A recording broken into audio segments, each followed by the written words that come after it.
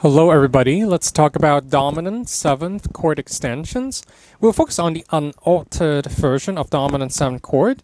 So if you have already learned altered chord on your own, then in that case we will be adding sharp 9, flat 9, sharp 5, flat 5 to the chord. But if you haven't learned that on your own yet, which I think you shouldn't have, alright, and just don't worry about this one. So we'll focus on the unaltered version, meaning when we add tensions to the chord, we want the relatively stable tensions. Okay, so you don't have to worry about this one if you haven't heard of it or read about it. Okay, so let's come here. Okay, C7th, we have these chord tones, C, E, G, B flat. These are our chord tones. Okay. And when we add tensions, we want to pick the relatively stable tension. So D is fine. Okay, we explained that in the previous two videos. Okay, F sharp. So very similar to the major case, we have E, major third here. So if you put F, that would clash with the E. So we need to raise the F to F sharp. Okay, and the 13, major 13. Remember, is a major 6th or major 13 interval here, major 13th. So A. So the first case would be a C9. So you can let's just use shelf voicings right away. So C, E, B flat plus a 9th. Okay.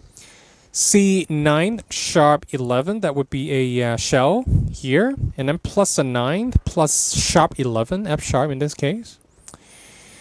Or you can do it C13 sharp 11. So remember, when you only have a number next to an alphabet, that's actually just a dominant 7 chord.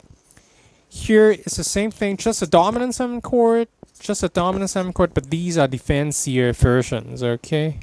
So if I haven't already pointed that out, right now I think it's the moment to do so. These are just dominant 7 chords, but fancier, okay?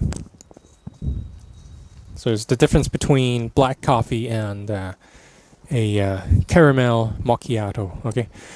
So for C13 sharp 11, so you have to indicate a sharp 11 here. Don't just automatically assume that people would know it. So it's part of the convention. So C major third, and then flat 7, C, E, B flat, plus a 9th. Raise the 11th to sharp 11th so that it would become somewhat stable. And then the major 13th. Okay, so let's take a listen.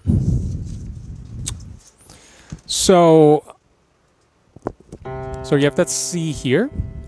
You need a major third. So that's a dominant 7 chord in your left hand. That's a shell.